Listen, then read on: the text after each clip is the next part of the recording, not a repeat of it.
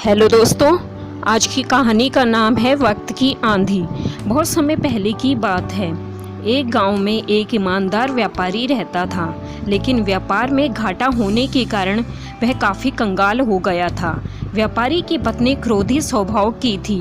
वह हर वक्त बात बात पर व्यापारी से उलझती रहती थी। एक दिन व्यापारी कामकाज के सिलसिले में एक जमींदार के खेत पर गया।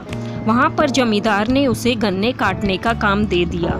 जब गन्ने पूरे कट गए तो जमींदार ने मजदूरी के बदले कुछ गन्ने व्यापारी को दे दिए। व्यापारी गन्ने की गठरी लेकर अपने घर की तरफ रवाना हुआ। रास्ते में उसे कुछ बच्चे मिले। वो बच्चे व्यापारी की सरल प्रवृत्ति को जानते थे।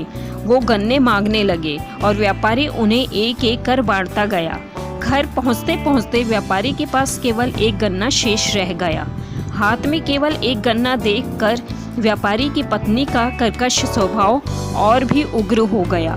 जब व्यापारी की पत्नी ने केवल एक गन्ना लाने का कारण पूछा तो बड़ी सरलता से व्यापारी ने सारी बात अपनी पत्नी को बता दी। झगड़ालू और गुस्सैल पत्नी ने वह गन्ना जोर से उसकी पीठ पर दे मारा। उसी समय गन्ने के 2 टुकड़े हो गए। इस पर व्यापारी ने मुस्कुराते हुए कहा, देवी जी, तुमने ये बहुत अच्छा काम किया जो गन्ने के 2 टुकड़े कर दिए, वरना मैं खुद ही इसके 2 टुकड़े करने वाला था। इन 2 टुकड़ों में से एक तुम ले लो और दूसरा मुझे दे दो।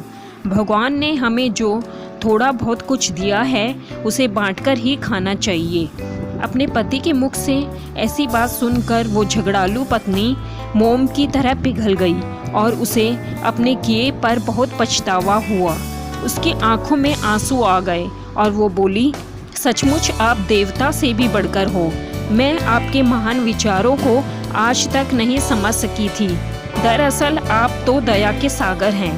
व्यापारी ने अपनी पत्नी से कहा, इस जीवन के सफ़र में पैसा धूप छांव की तरह है। मैं फिर से व्यापार करूंगा और शीघ्र ही अच्छी दौलत भी कमा लूँगा। चंद दिनों बाद व्यापारी के बचपन का मित्र उसके पास आकर बोला, मैं तुम्हारे साथ सांझे का व्यापार करना चाहता हूँ। तुम धन की चिंता मत करो, पूंजी मेरी और श्रम तुम्हारा।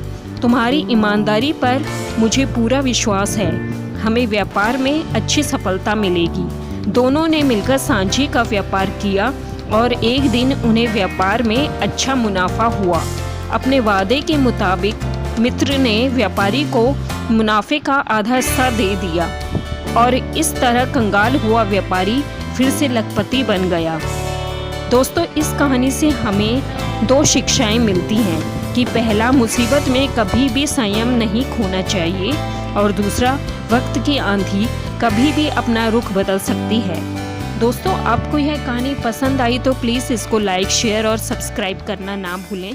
धन्यवाद।